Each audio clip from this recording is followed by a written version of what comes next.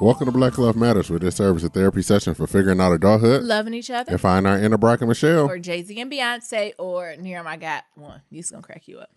Flavor Flav in New York. Y'all, we gotta tell you the story. So we was in Saturday night, and we were supposed to watch a movie, right?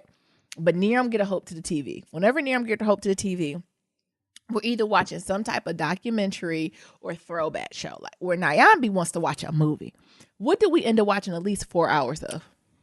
Flavor of Love and I Love New York. What is this classic reality TV? They do not get the respect they deserve. No, they don't. They the goats. When I tell you New York and Flavor Flav were performing, I couldn't stop watching.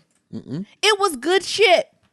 The thing is, low key, high key, I think New York really liked his old Booga Wooga self. She did. She loved that man. I really think she liked him. She loved that man. Like, I do not think she was there to play. Like, I think her personality is over the top. Like, I think that's definitely just her, and the cameras amplify that. But I think low key, high key, She loved that man. if he would have picked her on the first or the second season, I had to be refreshed that she was on the first season. He kicked her off, then brought her back the second season, and again told her no. That's some love. No, there's some love. And it was just entertaining just to see everybody and all the folks who came from Flavor of Love. Who was it? Shay, Bucky, Yep. Delicious. Just the upgrades everybody done made. And we watching the reunion show. Who hosts that? Lala, Yep. wearing a Baby Fat's finest. Ooh, even Lala had an upgrade since then. Everybody looked. Did we all look busted? So now 2002 and 2003 wasn't a good year for us. now do we think we cute now? And in 10 years we gonna be a mess too. Yeah. Because, you know, back then it was just the land of weaves. Now everybody doing bad wigs. Like, I don't imagine when they look at this shit in 2022. And they see them bad lace fronts. Yes. Oh my God. And them baby's hair laid. Actually, I prefer a weave instead of a wig. But even with the weave, it is a science to it because you put too much, you look like you're wearing a mop. You put too little, it looks stringy. And then also when you wear a weave, you got to have hair. Yeah. So you can't wear a weave and not have hair. The most natural weave, you got to have some leave out going, right? Right. So you got to have a little bit of something, right? I'm sorry. We got the TV in the background. Was it Twilight? I'm just looking at this man here with this good weave. What's the one who played a coyote? What is he? He played a werewolf. Oh, you ain't get into this. I never watched another single Only reason I Twilight. got into Twilight is because my roommates in college was into it. So they made us go see all that stupid shit. And we stood in line. And I stood in line with they white asses. Yeah, because your roommates in college was white. Oh my God, they was wild. We'll have an episode about them. One of my roommates I really, really love, but the rest of them, Jesus, we got stories about them. But them wigs and weaves was something different. And you know who else I found hilarious? Who? Her mama, Sister Patterson. Sister Patterson? Sister Patterson was speaking the fucking truth. No. When Sister Patterson was going on, walking around asking people, are you gay? What she said, are you gay? Hey, you ever been interested in having sex with a man? And have you ever had the opportunity to? Do it. What? Them is 3 different questions. What? Because it places what circles you roll in. Sister Patterson. And everybody. I don't think that's PC now these this days. is her. I don't have no problem with the gays. I just gotta the gays just ain't okay to be with my daughter. Ma'am. They can like men and women. And then so that we went straight into Flavor of Love to I Love New York. And so then season 1. Yes. So then we start looking at who is it? Mr. Boston. Mr. White ass Boston. New England. We're not making this shit up. This is how they are. Mr. Boston. Talking about I love black children. Well, she has some.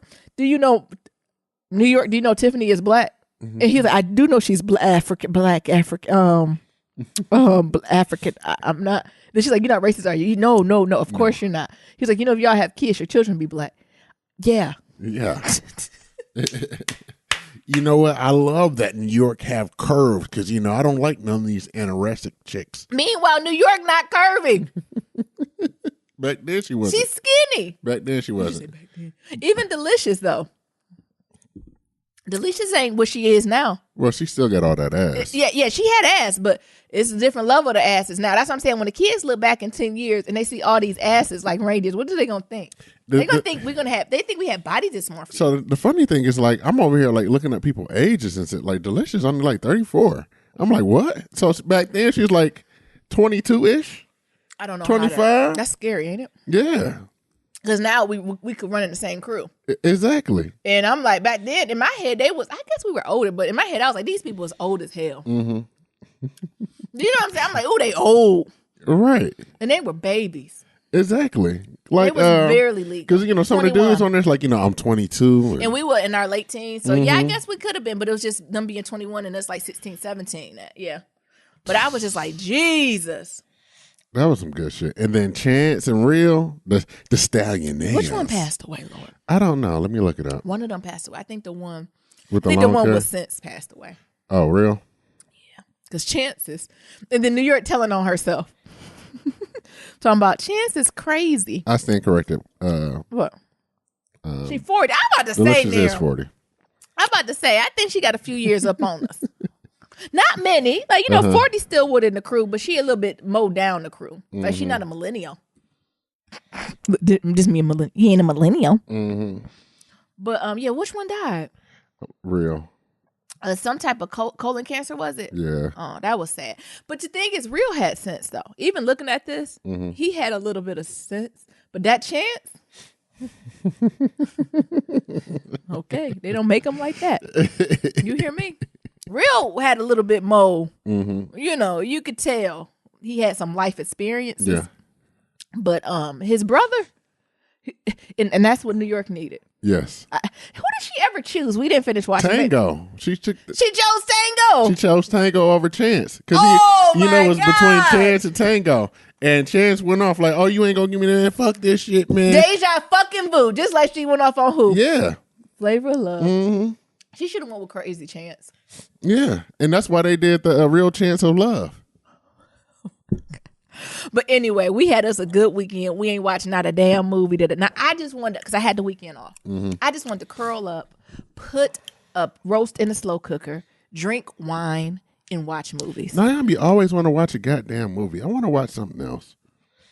Nero, what movie are we going to watch today? You want to do a Red Box? Baby, I want to see this 14 Days of Love on VH1. And it's good. What they gonna do next? What's Rock of Love with Bret Michaels? Yeah. Bring that shit back with them white ones. I'm waiting on For the Love of Ray J. Oh my God, please. But anyway, we got caught up on that, but we will say it's a Flavor Flav New York type of love. And what was wrong with him? Other than him being a booger wooger? Like, and as I get older, it ain't always about looks. But Flavor Flav had a lot of shit going on. Can we just say that it was just a lot of shit going on? True. And the way that them girls just kissing in his mouth. Oh my and God. all them lined up with them girls seeing them. And all them names that they was giving. It was just too much. Okay. New York is 36. I know one of us. I know one of them was closer to us. Yeah.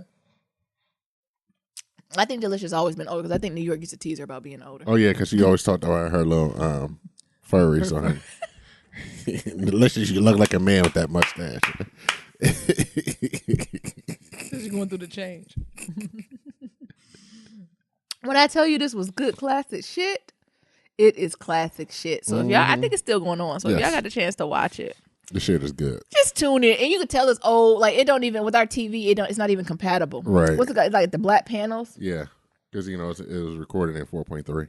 It wasn't a 480. We don't know what all that means. 4K and 1080. You got the black stripes on the side. Yeah. But it is so worth it. Anyway, who is you? I'm Nero. And I'm Naomi. And this is episode 105. Be sure to follow us on Facebook, Twitter, Instagram. And leave like 1, 2, 3, 4, 5-star rating review on Apple Podcasts and on Stitcher. Happy Monday. Happy Monday. What y'all do for the weekend? Damn. Monday again. It get us every time. The weekend be rolling, then it what? Come back. It slap you in the face. Slap it right in the face. So I know y'all niggas in traffic, calm down. I know motherfucking cut you off. Just calm down. Put on move, bitch. Get out the way. Oh, now and get that nigga the finger. Oh, no. Don't do that. No. And then to get his attention, make sure you beep your horn because he going to look towards you. No. Because he knew he cut you off. Nero. So beep your horn. As soon as he looked, just give him a middle finger and drive Nero's off. going to get y'all niggas caught up. Do not do that shit. Just go on about your business. Turn up Black Love Matters or TDJ's Plotter's House and continue to be in quiet meditation and prayer. Anyway, my weekend, like I said, it went too damn quick. It rained all weekend. Yep. And I love a rainy weekend. Like some people are like, oh man, I'm off and it's raining. No, that's my perfect weekend. I like to be in and out. It give me an excuse to stay in the house. It give me an excuse not to open my blinds. Everyone teases me now. Not my mom. My mom FaceTime me. She's like, "Why is it so dark in your house? What time is it there?" Now, I said the same time it is in Detroit. Now, you always got to have the fucking blinds closed. What's wrong with that? Because it takes all my energy away with no sunlight. I'm like a flower. What? Did you say you like a flower? Yes, and I need sunlight. Why don't I need it? What am I? A vampire.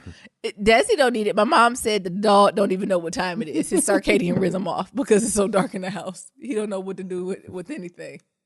You think the dog affected because it ain't a lot of light? I don't know. He had a little moment this weekend. Speaking of the Desi update, we signed up for 3 individual obedience classes. The niggas got 3 chances, so about 3 weeks. And if he don't get right, he got to go. Period. I think because I went back and forth. I cried. I ain't prayed about it. I probably should have prayed about it. We had a house meeting. We had a house meeting. Me and Niram fell out. We almost broke up. No more Black Love Matters. We ain't almost break up. Over a dog. We had moments. We went back and forth. And what we decided was we going to hire a trainer or obedience school that's got real high reviews. We got 3 individual sessions. So Desi is on a 21-day probation. Starting today, actually, this evening is when we go to our first session. Yep. So we all listening to this Monday at 6 p.m. Taking that nigga to trainer. Yeah. And if he don't get it right, get it tight, in 21 days, he got to go. Because I can't do it. I'm just glad we put some damn parameters around it because I keep going back and forth. Take this motherfucker back. Like, it was just going down every to the time same I thing. called them, they be like, just give it time.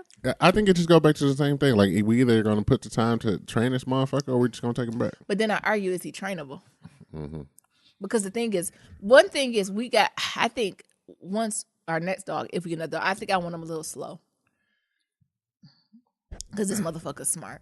I wouldn't even say slow. I would say younger. Somebody. Oh, you're more moldable? Malleable, yeah. Oh, I want him dumb, I think. I want him not knowing.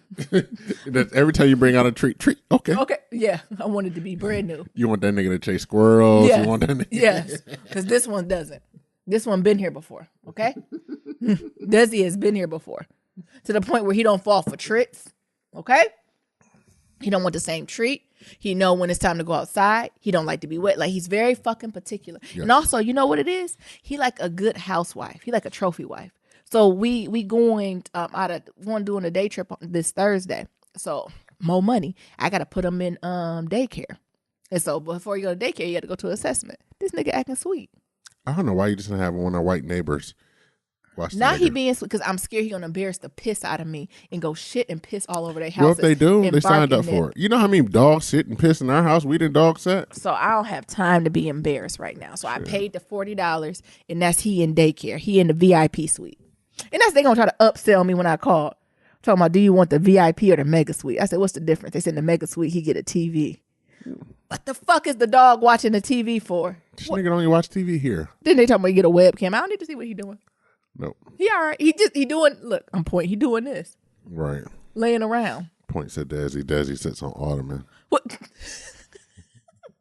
I wish I could just take that Ottoman there and be like, just keep him on that and give him his food and pet him. He'll be all right. I feel like I need an Ottoman for myself because now the dog took it over, so now I can't have my feet up no more. Because why you can put your feet on it while he there? He a little dog. That's his property. What? Why you say that? Because it is. What? Y'all have an understanding? It's like me trying to put my feet up in his cage. I feel like the Ottoman is now his. Because he don't get on the couch. Yeah, after many times to tell him to get the fuck down. So that's what we doing, y'all. Keep us prayed up. Niram, you got thoughts on Desi?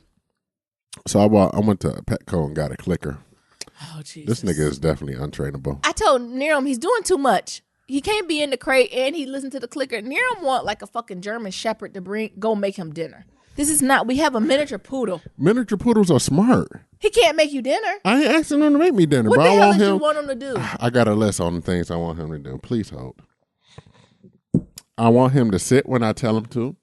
No, he don't. Yes, Not all the time. I want 100% compliance. I want him to sit. Nigga, you don't do 100% compliance as a human. I am the master of the dog. I feed this nigga. I walk this nigga. I clothe this nigga. He got heat. He got shelter. He do what the fuck I do. Mm-hmm.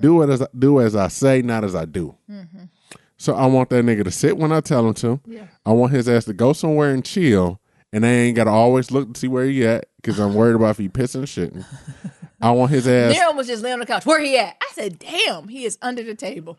I want his ass to lie down when I tell him to. He do. No, he don't. When I tell him, he does. And I want him to stay when I tell his ass to stay. He does. No, he don't. I want him to call when I call his name. He's not good at that. No. He's not good at that. I want him to walk on a loose leash, meaning that he's not always trying to pull me. Yeah, he has good days and bad days. I want him to be happy in the crate. That goes back to lying down or chilling out somewhere when I ain't got to worry about his ass. That's going to be trouble. And I want a night routine where he stays in fucking place. That goes back to lying down and going somewhere and chilling the fuck out. Niram, you just want a statue. No, you I don't want a don't. dog. You want a statue. No, this is just him doing things I tell him to do.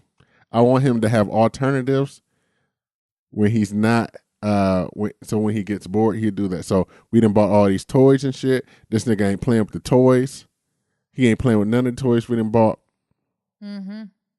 So I need his ass. Only thing he play with is the Kong because it got treats in it. So those are my Maybe things. he don't like to play. I don't like games. Okay. Well, that clear he's scared of it. And then, so I'm out here trying to click train him, right? So they say you click it and then you give him the food first. And then you give him the food. So I done clicked it. His ass done ran off and hid under the table. So he finally come back to get the food. And I clicked it again, give it to him. So then I clicked it and then I gave him the treat. His ass ran off again. It's like, I don't think this nigga ready for this treat. So then the whole day afterwards, I'm like trying to pat him or like pick him up to go somewhere. His ass running away from me. And I tried to muffle it. So I put the clicker in my pocket. And I just click it in my pocket. That nigga said like, no, I'm not fucking with none of that shit. I don't. I am not your Negro. I am not your puppy dog. I don't know what y'all niggas are doing over here, but I ain't fucking with this shit. I am not your puppy. So I'm going to try it again because they say just keep trying it. But this nigga, his ass bust a move and shot up under that table like, no, nigga, I don't even want the treat. And it's the good treats. I done chopped up pepperoni and it's real lunch meat and shit that we didn't have from our meal and shit. And this nigga talking about, no, okay, motherfucker, I got your ass. I'm gonna put your ass in that crate, and all I'm gonna do is just click, click, click, click. Oh click. my goodness, damn, that sounds like a nightmare. Make him have a panic attack. Motherfucker. Jesus. So that's the Desi Chronicles, y'all. So he got 20 more days. And then I think if we have to return Desi, I think we're all set until we have kids and they're old enough to take care of a dog. Because I don't want to steal joy from my children. Mm-hmm. I know Niram would like that. But mean? I don't believe in stealing joy from children. So if my kids get around, I think the age they can take care of a dog is like around 8 to 10. So if they want a dog, 8 to 10, we can get them one. But I think I'm all set if we got to return that. This is too, like I felt, has anybody ever had to return a dog? I felt ashamed. I feel ashamed and embarrassed and like unworthy. And that's why I'm doing everything. You can't say Nyambi ain't try. What, Niram? What is your piece? You just breathing heavy. Because Nyambi, we just been going back and forth with this dog shit. Because then she gonna try to put it on me. Well, why did you didn't tell me no? Nigga, I've been telling you no for 12 years. You should have continued. Be steadfast.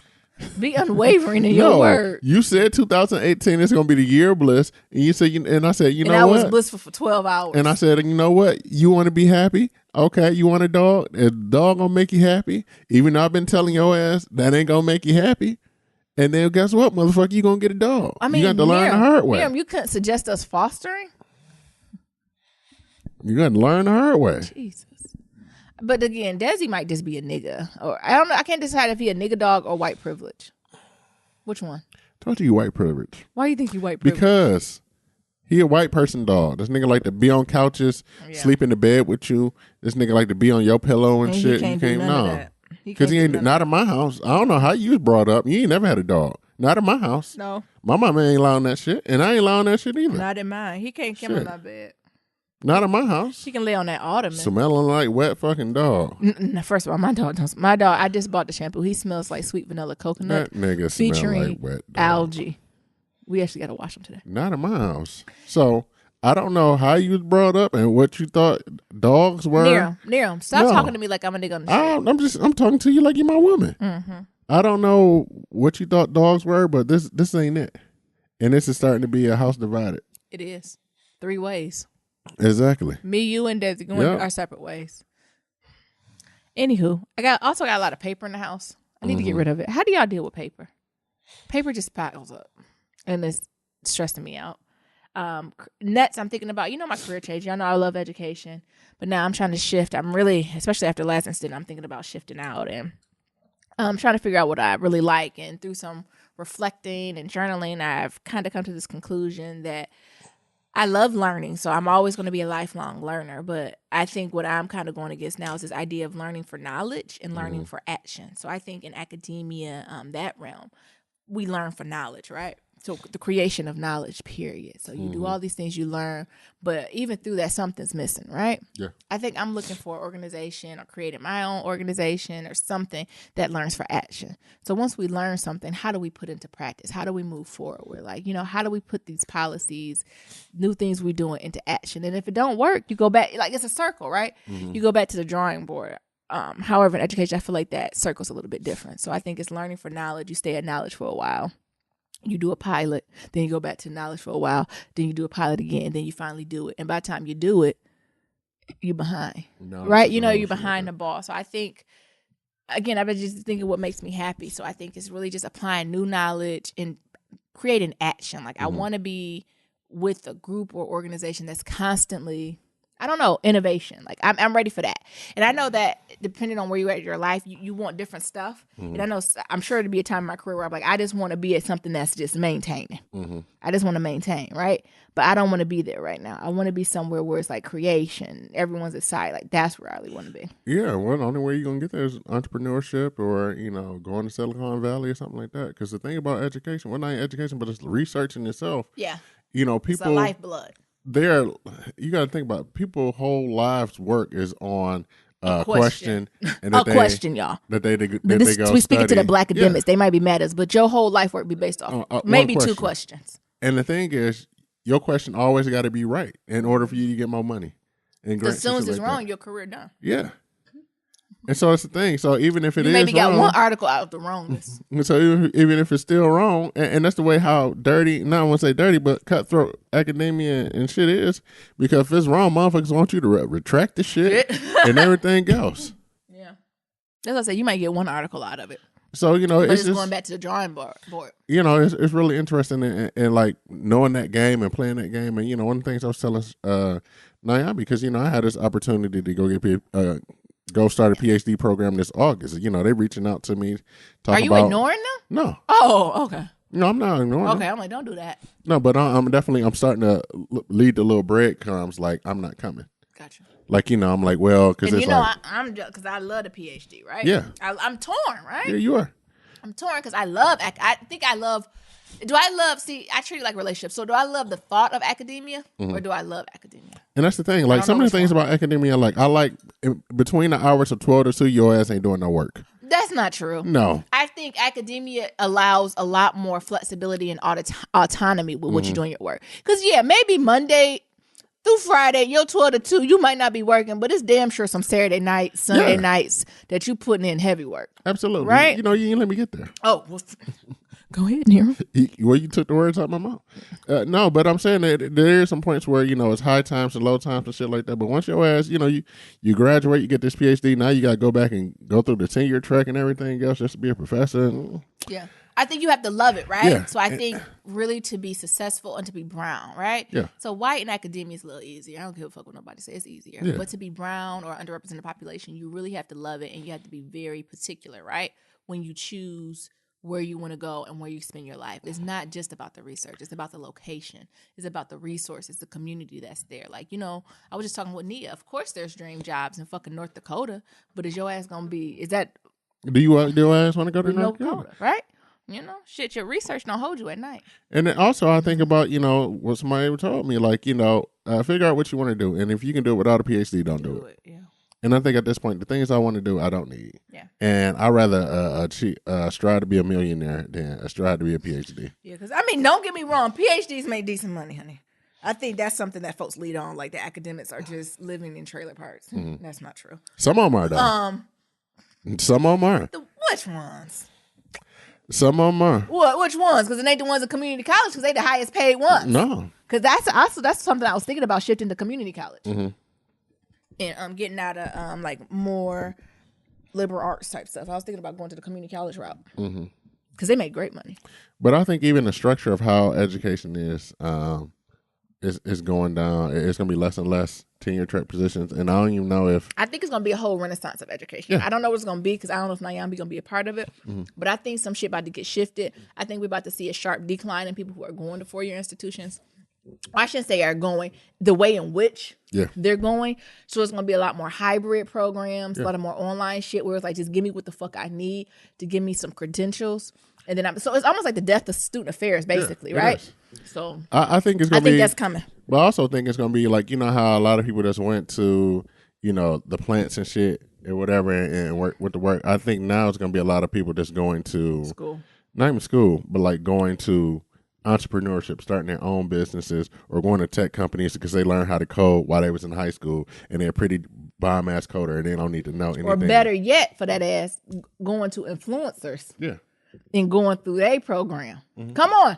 And paying $1,500 for this influencer to tell them what they know to then repeat and apply it. Exactly. And that $1,500 is a lot cheaper than $100,000. So I think it's going to be a lot of alternate ways. I really think it's about to shift. People getting education. I mean, even look at Google. They have what's it called? Google Grows. Yeah. Y'all should check that out too, where they have it where you can do all types of coding, different curriculums, all free. If y'all just Google Grow. All this stuff is free. If you want to know anything tech, they're just teaching online courses that they're giving away for free. Exactly. So I think this idea of education, I would love to be a part of what that is, but I don't think they want Nyambi because I'm too team this, right? I'm too team. Give it for free. Give it for free. And then if your talent rise up, let it do it, right? Yeah. So that means no longer is having a piece of paper enough. You have to do the work. Shit, that's always been the status quo for niggas. But for the others, it ain't. We got to get in the preacher, right? Yeah, it's a lot going on. Yeah. So now it's no longer having that piece of paper is going to do enough, right? And brown people, we already knew this. But it's some brown people don't know either. But some others thinking them getting this PhD guarantees or master's or bachelor guarantees. They don't. Yeah, I don't. Because I see it as soft skills, right? Hard skills and soft skills. Hard skills is the stuff that's tangible, you can count. But the soft skills really what gets you do what makes you successful. But so I'm just thinking about that, y'all. So y'all let me know. Is any black academics out there that's shifted from academia and did something different? Maybe y'all should reach out to me because I think I'm ready to say, you know what, I need a break and just put my hat in a whole different field. Well, you know, I've been said that. And see what happens. Yeah. You think? I think that. Middle finger to academia. Yeah, middle finger to academia. Is that my new blog that I've been? Middle finger to academia. Middle finger to academia. Yeah. Anywho, and just my health. Like I got to do better. I'm getting to the point where like I said, I know I tease and say I'm working the same 20, 30 pounds. It's not that no more. Like, you know, of course, I want to get this weight off me. Mind you, I done lost 2 pounds. So I'm working. So 28 more pounds, right? Congratulations. Thank you. But my energy, like I don't feel, I don't feel good. I'm not saying I don't feel good. Not sick. But I don't know. You ever just wake up and be like, yeah, I'm feeling good. The maca root is running through my body. But now I be like, Well, last time you took a vitamin? It's been a while. Okay. I think I gotta take some vitamins. I think I gotta supplement a little bit. Probiotics, get my gut together. Like that's type of junk food, let that go. Yeah. And it's not like a mental thing. Like I'm in a really good headspace. I'm in a positive headspace. Weight, I'm at a healthy weight. Like I'm like that's not what I'm worried about. Like I'm that, but it's the energy that I'm really not feeling. You know, and especially, you know, with all the stuff that's going on, like I said, I lost my great uncle and now I actually have a cousin who went into like a diabetic coma. And they had to put him in a medical induced coma. Like I don't know. And then the spirit of the flu is around everybody. Niggas is dying off of the flu. Like, I just got to get my sage burning and I just want to feel good. I think I'm like my boy Corey. I need my health to be my wealth. And right now I'm just living middle class. And I would like to be a billionaire. What? The flu might be a play for population control, but that's just me. Killing people. Hey, that's how population control works. Yeah, I'm good with update. Jesus. I remember, what was that name of that book in high school people read? The Lottery, where everybody got like a lottery, you got picked out, and this dude, mama was crying. That. Oh, well, it was a book that we read. It was called The Lottery. And the dude got the lottery pick, and his mama started crying. He didn't know why. You and everybody. Hunger Games? No. Oh. So everybody went to this fair, and like during the fair, like shit just happened, and people started dying. Oh So my like God. a roller coaster ride, like something just they ride the ride, and next thing you know, everybody on the seats are gone. What the fuck? Well, that sounds kind of good. And it was just like population control. Oh my God. I think. But a lot of folks, we talked about this a few weeks ago, but that flu ain't no joke. What else? So I was talking to Nia, and the thing about Nyambi is, but Yeah, you know, you're Nyambi. right. You're right, Niram. I just put it up. It's by Shirley Jackson. The I told lottery. you. They got a PDF of it. I'm about to read. It's a short story. Yeah. DPS only give me y'all 8 pages to read. Well, you know, Oh my God. that's why You I hear got me? No, I'm not familiar. That's why I got a speech impediment now. We only reading 8 pages. Oh. Everybody get a sentence. And this one come with discussion questions. I told you. I'm gonna read it. It was after something we this. did in high school. And so, you know, y'all know I've been going to get like this procedure done on my Achilles where they give me a shot of like my own blood. So they draw my blood, spin it down, and then they shoot it in my Achilles, you know, so I can start running, things of that sort. So the day I went, a lot of things happened, which caused me not to get it, which also caused Nyambi to call the doctor. Yep. So Nyambi first takes the dog out. And she leaves, and you know, I'm getting ready, showering, things like that sort. Dog come upstairs, he looks at me, and then goes back downstairs. I go downstairs, and I'm greeted with a pile of shit on the ground. So, yelling at the dog, cleaning up the shit, and all this other stuff.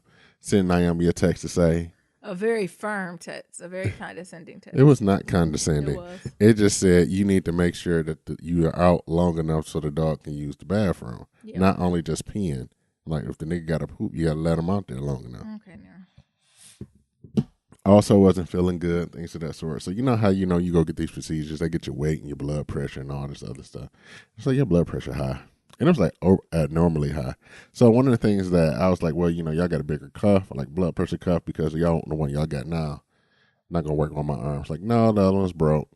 So they still do it, and they do it on my other arm. And like blood pressure high as fuck. Yeah. Like super high. Like I've never seen my blood pressure that high. Like I usually run on the low side. So it's like, no, we can't do it. And then, you know, we have this open communication about health things and things of that sort. So I just tried to get ahead of it before Nyambi coming to me. It's like, well, how was your procedure? Things of that sort. And I, you know, instead of like lying, like, oh, it was good, and not limping or anything like that. Like, oh, you just not complaining about your ankle and nothing like that, huh? Yeah, because I would have picked up all that, honey.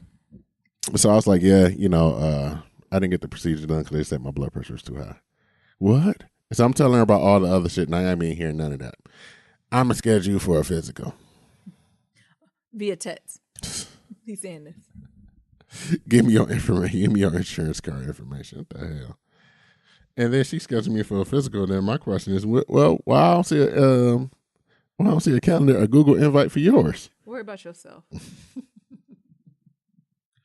So, your boy got a physical. Thanks to Nyambi. Coming up. I'll let y'all niggas know how High it blood go. pressure ain't nothing to fuck around. It was not high blood pressure. First of all, you can't be diagnosed with high blood pressure from going one time and having one reading. You need a constant reading, at least 3 or 4 readings, and within 1 year to be diagnosed with high blood pressure. That's cute. It's not. I'm telling you the real shit. But can we?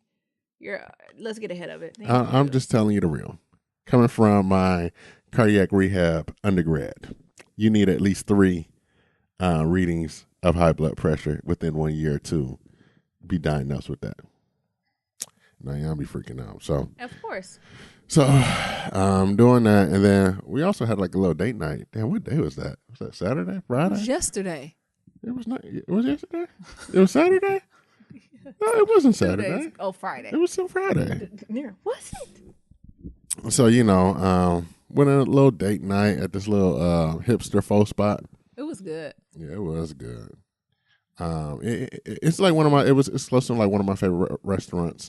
I agree. And you know, it's very hipster. So you know, they got like rap lyrics on the wall, spray painted, and all types of other shit like that.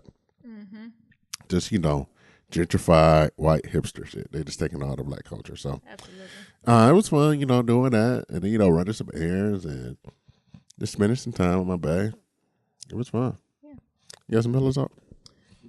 Oh dang, that's it. That's all you gonna say about it? Yeah, it was. You got anything about it? How you like about it? What I you know like? it was just good to kind of get out, and y'all know when I like to go out, I like to do appetizers, drinks, try everything. I had this bomb drink. It was called like a Thai sangria, and it was made like it had some like pineapple Thai pepper infused rum. I love a drink with some heat behind it. Yeah, you should do.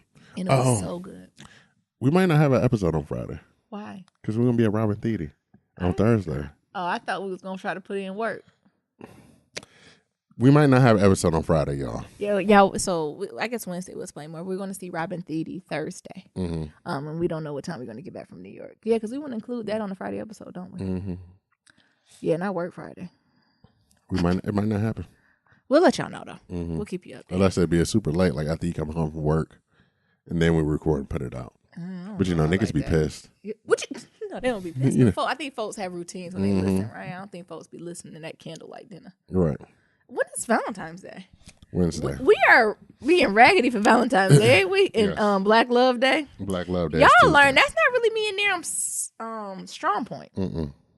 Black Love Day, Valentine's. We're not really good with like holidays, but in between we're good, right? Yeah. So all the stuff in between, we good for doing a surprise. Now that I'm thinking about it, I probably should have saved this frame for Valentine's Day. Oh. But we just do random shit when we think about it, right? So it's I don't know. It's just. We'll keep y'all updated because we're going to have a special episode for Wednesday. Yeah. Pillow Talk scandal. Okay. Everybody is fucking trying Olivia.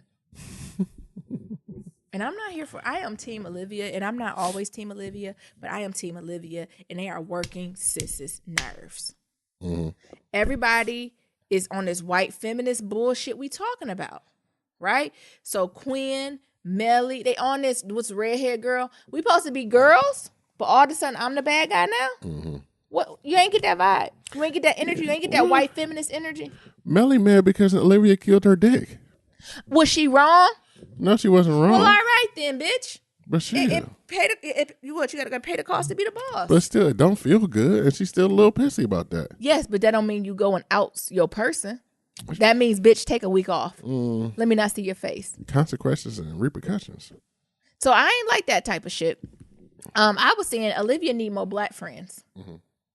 Because you notice when she stepped down, the only person that was there to support her was what? That black man? Nobody else was in sight, was they? The black man was in his audience. What he was doing? Shaking his head. Look. Nodding. And because sometimes you just need people to be there to support you. Being a black woman who done went through some shit and looked in the audience when there nobody there but Jesus and Nero. You know, I still got niggas who be like, people come up to me and be like, you know, so-and-so think they mad at you. I'm like, I don't got time for that energy. They probably right. What do you want me to? You know what I'm saying? Like, where do you think the energy come from? If they think I'm mad, well, why they, look, I got to teach them now because they mama ain't. So where do you think I'm mad at you for? Well, let's unpack that. So you carrying some shit, right? You projecting some shit. And I'm not even thinking about that, but that's how I felt when Olivia went up there and gave that speech. But I think she need more black friends. Did you see the old school black guy who came in the clutch? What's his name? Who played Pops for Jamie Foxx show? Yeah, I know you're talking about. Or the uncle? Yeah, Uncle Pops. How he done did some old school with a floppy disk and then took down the whole White House. How did he take down the whole White House with a floppy disk? This nigga took it down with a floppy disk. How did he do that? Because they was like, even the new person like, what is this? They was like, they know what they doing. What is this technology? She wasn't even born when floppy disk was around. She don't even know what it is. Do you know what I'm saying? Yeah. Like, because it was like primitive, but it was advanced. They was like, what is going on? And you see, and did he come in there? What was that? The Continental? What was he driving? I don't know. That long ass boat. I love it. It was like a Lincoln Continental. It was long as the tunnel. And then he had them beady eyes, you know, them shifty eyes, would it be looking like he done had something? But I need Olivia to get more black friends. You know what I really want for Olivia? What? Because how many more episodes we got? Can't be many. Well, actually, no, it is. Because they go to May. I want to say they go to April or May because it's the final season. So I want to say we got at least 10. We got at least 10 more left. But you know what I want for Olivia? Where is Olivia's black girlfriend? Where is her sister friend? To be like, sis, I know you going. No, what's the Destiny Child? Girl, I can tell that you've been crying and needing anybody. Girl, you know what I'm talking about? Yeah. You don't have to hide. I'm your girl. We all girls. That's what Olivia needs. Can they write Nyambi on the show? I mean, I ain't gonna sugarcoat it. I'm like, that's what happens when you get digmatized by white penis. But still, they are doing you wrong. What? Why are you laughing laughing at me? Huh? Why are you laughing at me? Because you funny. Just like somebody said, Naomi got a silver tongue. It is true. She is stigmatized by white penis. It is absolutely true. Mm-hmm. But that don't mean I ain't gonna love you. You know what I'm saying? Mm-hmm. But Olivia need a hug to be like, sis, they fucking tried you. Mm-hmm. And yes, you was loyal and you had they fucking back. Then she need the black friend to be like, but you know how who are. She need a friend to come back like, girl, I always told you how they were. And you don't gotta say crafty crackers. Mm-hmm. You could just say they. And fill in the blank what you feel they is. Because you ain't feel that way near them. Yeah, there was a lot of things going on with Olivia. I felt a certain type of way. And it just bothered me. Also, Quinn, white feminist. You think her black daddy gonna take your white side? Really? Black daddy who gave the speech that you gotta work twice as hard to get half as what they want? White Quinn? You serious to think he's gonna take his daughter down? Did he want her to flip down the stairs and break her ankle? Yes. Did he want her dead? No. You stupid white privilege, white feminist. Are you serious? I'm like Papa Poe. I break you in this baby neck. Don't fuck with me. What? Too much? The line jumped it. But you know what I'm saying? Like he had to put the shit in perspective for white feminists. Mm-hmm. You telling me to go kill my daughter and I'm holding your white baby in my hands? Fuck out of Bitch, here. is you serious? Fuck out of How I feel if I do it to yours, right? You and yours. But they don't think that way, right? Because what's this white baby name? I don't know. Sparrow, Pigeon, Stormy, Robin. I don't know. Some bird, literally. Let's see. What's Quinn's it don't matter. Name? What'd you say? Let me see what Quinn's baby name. It's a bird name. Oh. It's just Robin, Sparrow, Pigeon, Owl is in there. So you know what I'm saying? Like not even like the emotional intelligence even connecting. You having a conversation about when we gonna do it. Oh, Rona, you getting soft, you doing this. And I'm holding your baby? That's what you're gonna tell me? Mm-hmm. I don't know. It just was rubbing me the wrong way.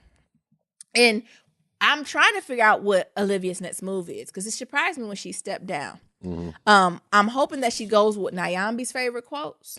And she said, you can have all this shit and I'm going to start the fuck over and build something greater. Mm-hmm. Keep fucking with me. Look, keep fucking with me. Because at the end, the black boy's even surprised when she stepped down. He just shook his head like, all right, sis. Oh, okay. I see you. I think the baby named after one of them episodes. Just go see the episodes of Scandals. Oh. It was just a lot. Mm-hmm. It was just, but I do feel hurt. And I know Olivia ain't all clean and this and everything, but the way in which everyone did such a turncoat in a matter of 12 hours? Yeah. On some shit, like Olivia said, on some shit that they would have did. Mm-hmm. So the way they moving, she ain't doing nothing crazy. This is how they would have moved. Like with her and Cyrus. You got to watch that motherfucker. He coming next. Cyrus did. You know what? Cyrus is like, you know what? Me and you can do it. What? Because Cyrus, they gave her that information. Like, here, that's all you got to do. Put this out here. And then me and you can do it. Yeah. And then, but then he gets sneaky. Then Melly being stupid. Like, I don't know. It's just, I don't know, Naren. What's your thoughts on it? There's a lot going on. I look forward to seeing the crossover show. Oh, that's right. Oh, the baby name is Robin. I told you it was a bird. Oh, literally. Yeah, Robin, yeah. I have my facts. I am pissed that I got to wait 3 weeks until Olympics is over with. I told you the damn Olympics always come at the most inconvenient time. In the summer and in the winter. It never comes at a convenient. Why don't they do the Olympics? I guess people want to be home for the holidays. Do that shit over Christmas. Should do it over Christmas. When that's more time, more family time. I think there's a lot going on. Yeah. I would like to see Olivia with some more black people surrounded around her. Yeah. I think that's something that's really missing. But you know, it is the DC. But like I said, it's DMV. Hell, it ain't no other. It ain't no other black bitches. Where the niggas from Howard at? Ain't no other smart black women around her. Shit, what the niggas from the Frederick Douglass Institute? I don't even know if that even exists. I just made that up, but you know what I'm saying. Oh, look at this. Jesus. What? You You hear me? Where's that at? I just made that up. You hear me? Where's that at? Now everybody Googling Frederick Douglass Institute. That's that. What's this called? Dr. Umar shit. Now you on team Dr. Umar. Nah, I'm not making up fake shit. I might be making up fake shit, but I ain't asking for I feel like she just need that one black. It could be a male too, but I feel like she really need a sister friend. But that's one thing that is coming from, like, she don't have one. Like, she don't have one black sister friend. Like, you don't see her that's separated from this. They're not doing favors. They ain't covering up murders. The only thing they got in common is that they grew up together. Right. They went to the same college or something. Yeah, they went to the same college, high school, something, right? Because I need to be your friend. Because and but know you got secrets, but don't have necessarily don't know the details, but know you done lived. That's me smoking a cigarette. No. Because she need me in her life. Yeah, she do need somebody.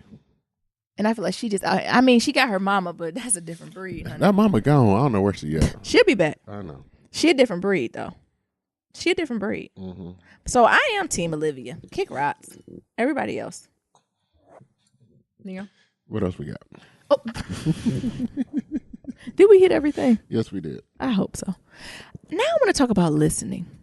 Okay. Y'all know I be writing in my journal. And then I always go surf the web, who I'm looking at. I think his name is Don Crawley. And he went on to talk about, and what I've been writing in my journal is this thought of listening and how can I be a better listener? And how does that apply to relationships, right? So I thought about this more so when me and Niram had this disagreement about Desi. And how, like, half of the conversation, I don't know, I wasn't listening to him, he wasn't listening to me. And really, how do we get back to basics, right? Mm-hmm. Because I think we both were saying the same thing, right? But it was like we weren't hearing each other. Mm-hmm. Like, because once we set up what we were going to do and moved on, I was like, but we both said we was going, like, what was we arguing about? It's one of them things. I think whenever you have an argument and at the end of it, you feel like, well, what were we mad about? Mm-hmm. I think it's a problem. Yep. So I had, of course, I journal about it in Nyambi fashion and say, where did that come from? And I think that came from the point that I wasn't listening, or I shouldn't say I was listening, but I wasn't active listening. I wasn't really taking in consideration what he was saying. I was more so listening to respond. Mm-hmm. And not to just really wholly hear him. And through that, I did some searching on the web for this idea of listening. And it turns out that there's 5 different levels of listening, right? So the first level is ignoring. So this is the lowest level of listening. It's not listening at all. So if you're distracted by anything while talking to someone, they can get the impression that you're ignoring them. For example, while someone's speaking, you can start a conversation or interject a comment with someone else. I see this more so is when you're, when you listen to someone, your eyes kind of glaze over, mm-hmm. or it's a squirrel, you begin looking out the window. Yeah. Or you look beyond them. You ever talk to somebody that's looking like not through you, but somewhere else, and you be like, are you here? Or are you not listening? Or I think this happens at work a lot too. So when you're trying to tell someone something quick, and they're kind of like, huh? And you're like, you ain't getting nothing I said, did you? Yeah, I usually look like at their eyebrows. Yeah. And then what? Yeah. What? Okay, now speak your truth. What are you saying? When I ignore somebody, yeah. I want to seem like I'm attentive. I look at their eyebrows. Yeah. So it looks like I'm looking in their eyes, but I'm really looking at their eyebrows and I'm not paying attention to a single word they're saying. Yeah. And it's hard, right? Because to listen is something you have to make a conscious effort to do. Mm-hmm. And I'm realizing that the older I get, to be like, I really have to tune everything else out, including what's going on in my head, to really be in the moment to listen to this person. The second level is something called pretend listening. So pretend listening is most easily explained like in the face-to-face conversation. So you're talking to another person, and then they have and they have that backpacking in Brazil. That's what the author says, air quote, look in their eyes. So they on the phone. So when you're talking to someone and they just kind of nod. Yep. They be like, yeah. Or I get this, and this happens a lot now, especially with the use of smartphone and everything electronic. You'll be talking and they'll be on their phone. And they're like, yeah. How can you really listen to someone wholly when they're playing Candy Crush or on the ground mm-hmm. or on Twitter or doing those types of things? The next one is selective listening. So during selective listening, we pay attention to the speaker as long as they're talking about things we like or agree with. If they move on to other things, we slip down to pretend listening or ignore them altogether. I think this is a little what I was doing when we were having our conversation. No? What you think? I agree. Yes. Or actually, no, maybe mine's the next one a little bit more. But I think, again, this is something else that happens at work. I think this is a huge one that happens at work, too, this idea of selective listening. Or in relationship. What does selective listening look like in relationships? That's a good one. Did you just do it to me? No, I didn't. No, because I was thinking about the conversation that we was having, or fallout or whatever, about this dog. Yeah. And like, never mind. No, because like some of the stuff we end up doing was something that I had a conversation about, a long time ago. Like at the beginning, like, hey, we need to get this dog some training. Like, I think the first time he had pooped in the house, it was like, hey, all right, or whatever. I think when he nipped at you, it's like, all right, well, we gotta give him some training, or we need to figure out like some parameters on where we gonna take this dog back. Versus just going off oh, this nigga shitted, or oh, this nigga peed again. We gonna take him back type thing. Yeah. So yeah. Absolutely. Then the next one is attentive listening. And attentive listening occurs when we carefully listen to the other person, but while they are speaking, we are deciding whether we agree or disagree, determining whether they are right or wrong. Instead of paying close attention to the other person, we are formulating our response to what he or she are saying. At all four of these levels, it should be evident that we are listening to our own perspective, in most cases with the intent to respond from our own experiences. I think the fourth one was where I was at. Okay. What do you think? Yeah, selective. Yeah, absolutely. Attentive. Attentive. Which one, Neil? Selective. Are you listening? Yeah. Nope. Now you're at pretend listening. Now you're at pretend listening. I gotta black out on attentive. So attentive listening is when the person's but it's when you're listening to respond. Oh yeah. Okay. Yeah. That's where your goal is while that person is talking, you're calibrating in your head if you agree or disagree and what's your comeback gonna be. Yeah, that is 9 of y'all the way. That's what you're doing in relationship, and I think that's something I have to work through. And sometimes I do that because I feel, and this is me again, this is what the article says, I'm not engaging in conversation, or I guess that's the problem. I want to engage in conversation and not listen. If I don't have something to respond back. So while you're talking, I'm listening to you talk and still processing what my comments are going to be. And not in a negative way, but just how I'm going to move forward, like how I'm going to give, it's a two-way street and how I'm going to give that. And I think through this article, it helped me kind of understand that you don't always got to give something. No, you don't. Sometimes it's okay to just be in it with them and kind of step with them through the process. Instead of doing this kind of behind the scenes. But what about this? And what have you thought about that? That's not all necessary. And I think that's what's unique to me. Yeah. And then the last, and also how those prior listening, so ignoring, pretend listening, selective listening, and attentive listening, all focus our own perspective, in most cases from our own experiences, right? So we're already putting these preconceived notions, unconscious bias into it when it's unnecessary. No, there? Yeah. And then lastly, the fifth level of listening is empathetic listening. Empathetic listening is also known, empathetic listening is the top level of listening to successfully provide, people you work with and in contact with, kind of the feedback and to meet their needs. You have to discipline yourself to see it through their eyes. And this is called empathetic listening. Empathetic listening is the highest level of listening and the hardest to accomplish. The author says to accomplish this empathetic listening, you have to slow down, be patient, talk less, and listen more, and repeat back what was said to you to ensure you don't overlook anything. Then at the end of the conversation, the approach that you take is kind of following up from there, right? Mm-hmm. So, I heard that you said X, Y, and Z, and this is the solution you're looking for, right? How many times in the conversation do people really do that? We used to do it a lot. What was that form of, not therapy, where you ask all these motivational interview. It is pretty much like a form of motivational interview. Yeah. So what I hear is this. And that's hard. And how do you do that and be genuine? It takes a lot of practice to do that and really sound genuine and not sound like, you're trying to get me for the okie doke. Right. You're trying to get me for the trap. Where I hear you a bitch ass nigga. What? I heard you like fuckboy. Can we talk about this fuckboy and why you like them?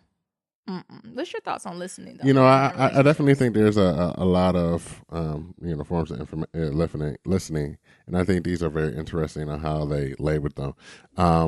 In relationship, especially when you have two types of styles or two types of personalities, like I said, when me and Naomi, we got this yin and yang, like, and when it's good, like everything fits. But when we bump heads, it's really a, type of thing that's that everybody falls off the track and just trying to get back on, just trying to get back on the same page. Yeah. So like, yeah, going through this and like looking at this and, it was times where I was like, Naeem, we have a seat. Yeah. Like you shaking right now. I don't know why we arguing or like about to have a knockout drag out over something that weighs 10.2 pounds.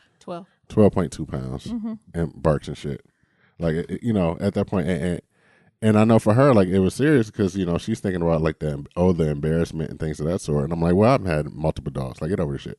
So, and it's trying to, be empathetic or sympathetic, I can't think which one it is, empathetic to my partner, but also saying, like, at the scheme of things, like, that's not really a big deal. Like, if we return the dog, your name not going to go on the, board of failure of dog parents or anything like that, but putting it in a way that you understand that because you do have this personality or tendency to come up with an answer or always thinking about an answer or how you're going to respond and not listen fully to what was going on, and then also trying to understand like what do you want from the situation. And I think that was one of the things that we was just trying to get from it, like what do you want from this, because like this is what I want.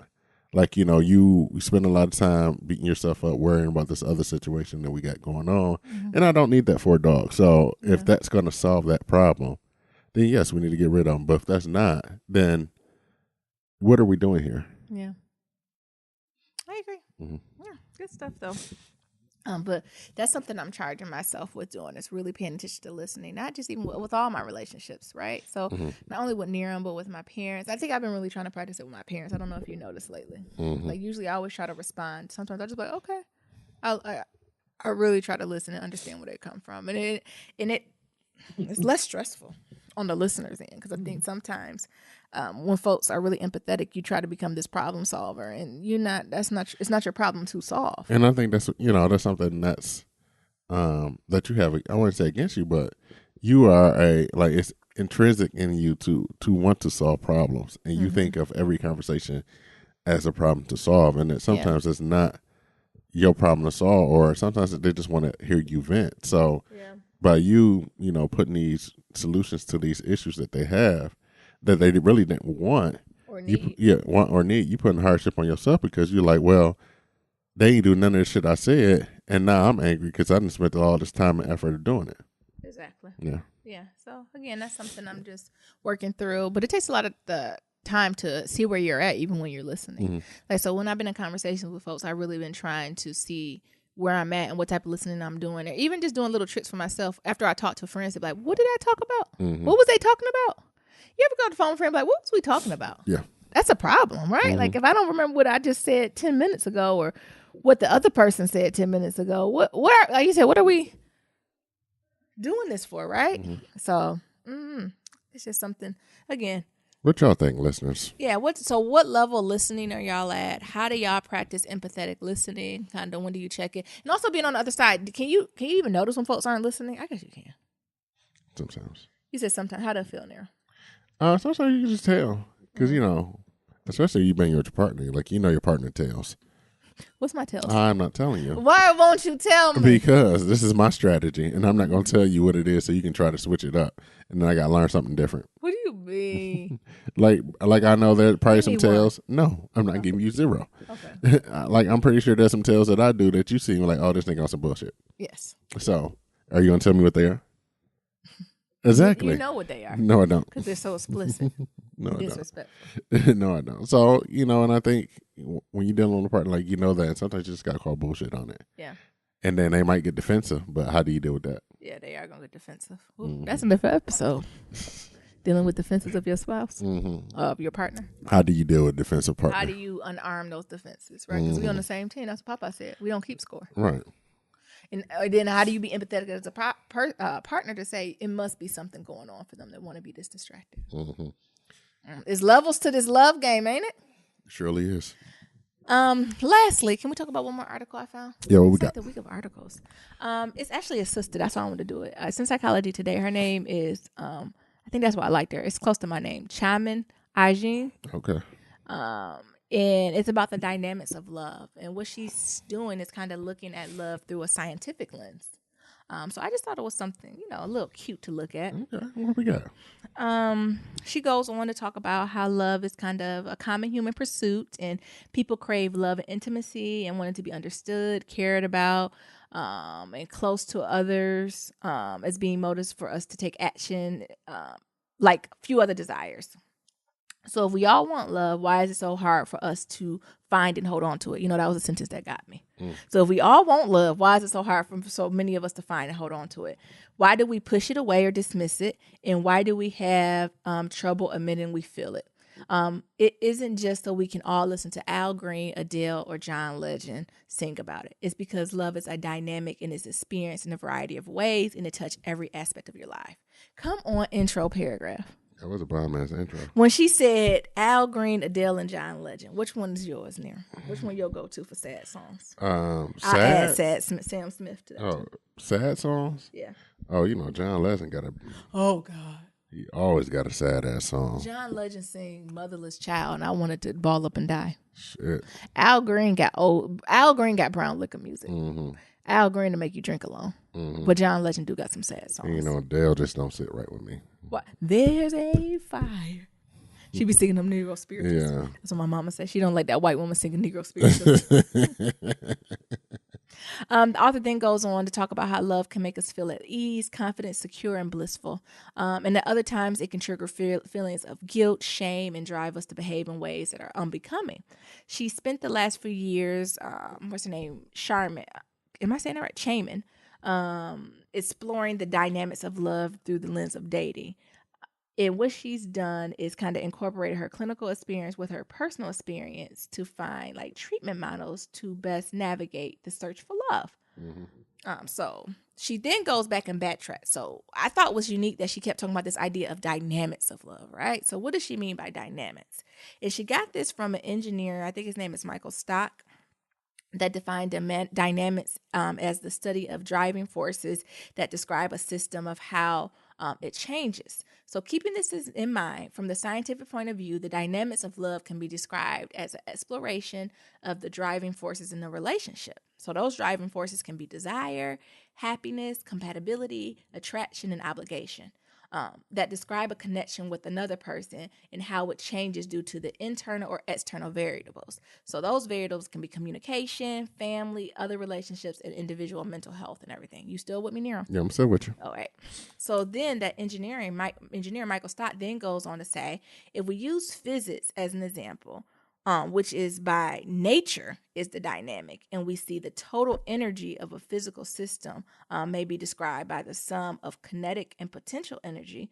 You can quickly look and apply that to the author did to her favorite couples. And this is another reason I pulled this. Randall and fucking Beth. Randall and Beth's. Y'all, we getting education. My black academic coming out. We talking about kinetic energy, potential energy. Mm-hmm. And for folks to understand, we can explain kinetic, potential, and energy. So kinetic energy is the energy that's not yet used, and the potential is kind of after it gets used. But it'll all tie together. Just hang in there with me, okay? So Randall and Beth from This Is Us. The example. This is a healthy couple with a strong connection, experienced discord when Randall invited Black Daddy to live with him, with him and his kids and his wife. The total energy or the overall health of the relationship was impacted by Randall moving his father into the home without asking Beth for her opinion first. That's the damn kinetic energy. Mm-hmm. However, we must also add the overall strength of their relationship, their history of managing past struggles, and their strong, intimate connection. That's the potential energy to the equation. Mm-hmm. In the end, they were both able to effectively cope with the situation because Randall's oversight, though nice, well-intended, Randall type shit, it minimally impacted the positive energy of the relationship. Does that make sense? Mm-hmm. So it's this idea of when shit hit the fan, right? So that hit the fan. You brung this in. You didn't run this over with me. You didn't take me in consideration. But to see how that affects the overall relationship, you have to look at the other. You can bounce back. Yeah, the bounce back is quicker, right? Thank you. That's why Niram with me. So taking a look at love is always kind of a good idea, but it's even more necessary during times of turmoil, discord, social unrest, and political uncertainty. Love can be overshadowed by alarm, fear, trauma, hurt, and crisis. However, love is always accessible, even if it's even if it's tough to identify or summon. A better understanding and curiosity to love of dynamics will make it a bit easier. So the person went on to say how this kind of scientific approach is a fun way to organize our understanding of love, explore our thoughts, emotion, and behaviors, and how they all intertwine to kind of affect these things. So the idea is to keep exploring and going and continue to learn more compelling, interesting, and fun ways to understand the ins and outs of love, right? Yeah. So that's really when some hit the fan, like Niram says, you have to take in consideration all the other stuff. Yeah. To see how you bounce back for it. Goes back to having that strong foundation, right? And it basically what it really saying, what I got from this, is just looking at how the potential energy is. Like, you just got to have that good background with your partner. Yeah. You got to have, that stability. You got to know where your partner's coming from. All those types of things that come from, like, communication, being friends first. Yes. You always have to know they're coming from a positive place. And, like, understanding, like, where they coming from, who they are, and things of that sort, and even try to put yourself in their footsteps, so when shit pop off. So when I do bring my dying daddy to the house, that's some random shit. Yeah, and you in the house, you ain't leaving with the kids, trying to divorce and shit. Like you making it through. So absolutely. That's that bounce back effect. Yeah, and I think this just is help because it helps you. Because when you're in a moment, you need something almost as scientific to help break shit down. They're like, all right, he brought dying black daddy home. But we have these years of our relationship. We have these children. He's always provided. He's always committed. He's always been supportive of me. And when you start thinking about all that stuff, that's when the things start balancing, right now? It makes it a little bit easier to digest it and swallow it and make it okay and put things in perspective in a relationship compared to when you just seeing red. All the damn time. And you like, this is too much. Randall, get over yourself. I can't do it. You know what I'm saying? That's when it makes it a little bit rougher. So I just thought that was a little cute. And like I said, it was a sister. So I wanted to shout her out. That's what's up. Shout out to you, sis. All right. Anything else about that Niram? No, it was a good article. It was very interesting. Yeah. So now we're going to do kitchen table talk, y'all. All right. So Sis Brooke, as always, to submit your questions, you go to blacklovematters@gmail.com or you can leave us a voicemail at 508-784-1111. Did I do it too many? 508-784-1111. 4 ones. 4 ones, yep. It reads, hey, Niram and Iambi, I'm a new listener and I'm loving y'all. Your content and most importantly, your interactions with the listeners. It all feels like family. Let me get to the juice. My husband of 5 years and I just moved to the West Coast. We are transplants from the South. We love it out here, but recently we were invited to a members only club, air quotes, if you know what I mean. Oh. We always had a great sex life. We both are curious but hesitant about stepping into this lifestyle. What are your thoughts? Should we go for it, or do you think the CCs are crazy and fetishizing us? Love y'all. Give it to us real. Thank you for the letter. Like, ew. Go do that shit. Niram, maybe you should explain to I'm assuming, I think I know what you mean. Do you want to explain to the listeners, for the folks who might not know what these member-only clubs are? So we ain't talking about Club Med, honey. No. So we ain't talking about Club Med. In a documentary series that I had Iambi watch. Oh my God, don't bring that. One of them is based off this club called Sanctum, which is a members-only erotica club. Oh, erotic theater. Erotic theater club where you can kind of have sex with interactive. Yeah. Let's get this right. Members only, upscale, interactive, erotic theater. Yep. / club. And basically what they do is like, they put on, these theatric displays of people fantasies and shit like that. So the one we was watching is like, it's going to be a petting zoo. So we're going to have people dressed up. Why you start with that one? We're going to have people dress up and we got women crawling on the floor like they're animal, like they're tigers and things of that sort. And we have another woman that's going to be like the lion tamer. And then we have, we're going to have them have strap-ons on and, the lion. But they have sex. Yeah. And like, be very clear. We're not just talking about a burlesque show. And then and everyone have sex. And then like the couples in there, they watch it, they get all turned on and they start having sex with each other. And then somebody else may get turned on, they might want to join them. And they can't, it's consent, of course. Yeah, if it's all consensual. And then if you liking some of the actors that's doing what they can do, you can kind of get them in and get into. So it's like a pretty much like a orgy show. It's niggas pay, $100,000. It is a show. Is it would it come on Showtime? Yeah. That y'all should watch that. It's called Naked Sanctum. Yeah, Sanctum or something like that. Sanctum. But that's the name of the club out there. And it's member only. You got to do application. And it's a lot of coins. Like, you ain't getting in there with $10. Nope. You need thousands of dollars to get in, and I'm sure all types of background checks and screenings to get in, screening, which you should, right? Because you doing all that fucking. So what's your thoughts on it now? You're a little bit more versed in it too. Why you say do it? Have fun. I say do it, but y'all have to really have a conversation as a couple. Like, I'm all for exploring your sexuality as a couple. I think it's something that's very important. Y'all were together for 5 years, so it's still an early relationship, so it's something that's very new and fancy, right? You figuring out stuff, right? But don't get turned out to try to leave your husband. I think y'all gotta for a big dick white man or something. Yeah, like really make sure y'all on some solid ground before y'all go in there. If there's any cracks in the foundation, if there's any Elmer's glue holding shit together, don't do that. Don't. I don't think it's time to invite anyone else in your relationship, and not that it's emotional or anything, but sexual. So think inviting someone else sexually in your relationship, it's doable, but I think you just have to have a very strong foundation. Or maybe it's a thing where you don't have sex with other folks, right? And y'all doing this for you. Right. But I think it's a very maybe y'all just go watch and get turned on and then y'all have sex. And that's completely okay to do that in those settings, right? For y'all just to have sex with each other. But then you have to have the conversation, are y'all okay with people looking at you? And I know Sis put it in at the end, fetishizing us. So you okay if y'all be like, all right, we're going to do this and we're just going to have sex. You got to be okay with a white man coming behind you and rubbing your booty.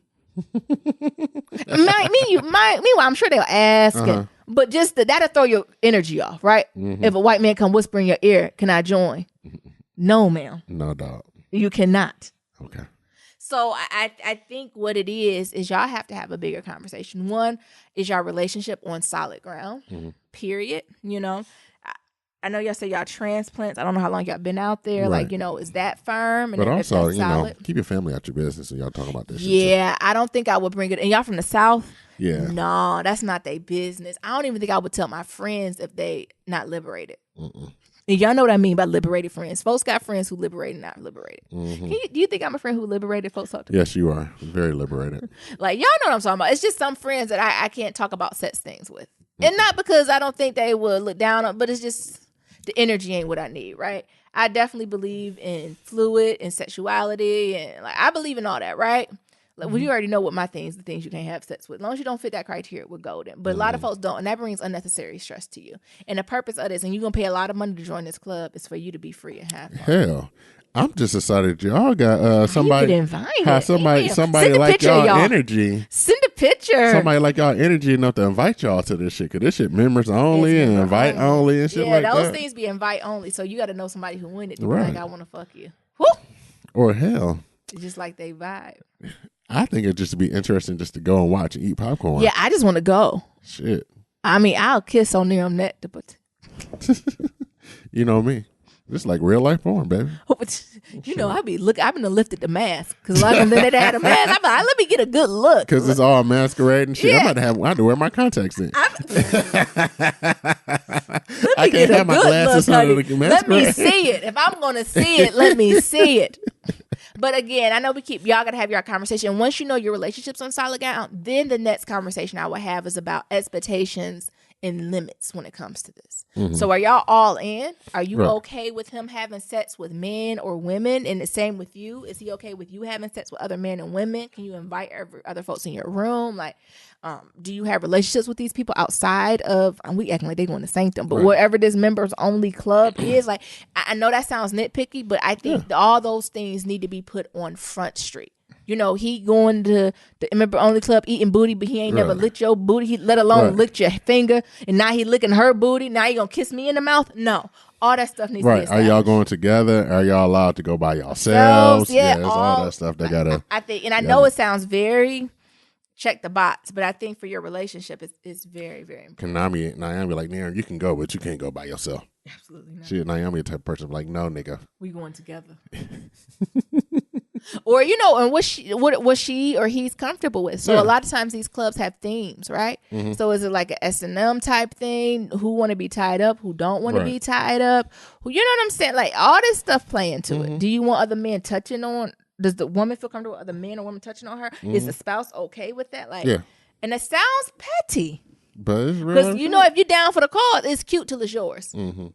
I was thinking about it's cute till it's yours. We need to come up with a black version of this. But they did have it. Remember they had heatism. Heatism in Jamaica. Yeah. I don't know if that happens anymore. I mean, that was really some nigga rich shit. Like I don't think it was as formalized as this. Yeah, this place is formalized. It's real upscale. Costs a lot of money. A lot of money. I think it's the privacy. That's what you're paying for. Yes, you're paying for the privacy and the discreetness. Yeah, the discreetness. Yeah. So I say go for it. Try it out. Live once, and if you don't like it, right, don't do it. And are they fetishizing y'all? Yeah, you should do the same. Shit, fetishize them. Like that's what I would say too, like right? So I think that's where you got to pick your limits, right? Because that could be sexy, being seen as this item like of attraction, right? And playing them CCs, don't touch, cracker. See, that's why ain't nobody right near him and Nyambi. You see the line? They better have a meeting with us the next day. They be like, Niram and Nyambi, you can't be calling people racial slurs. What? Because if someone called me a nigga bitch, I would be angry. I'm just fetishizing off them. Shit. And that too. So you got to be prepared. Like when you go to your meetings with them or whatever, you got to be like, I don't want to be called no nigga. I don't want to be called ain't no slave master shit playing. Like you have to be explicit. Right. Well, what I'm taking and what not taking. So if y'all doing any role play with cotton and shit, I don't want it. Okay? None of that shit.